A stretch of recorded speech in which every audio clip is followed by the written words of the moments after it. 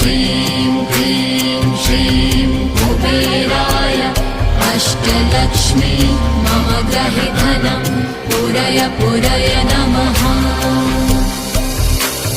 ॐ ह्रीं श्रीं क्लीं श्रीं कुबेराय अष्टलक्ष्मी मम गृहे धनं पूरय पूरय नमः।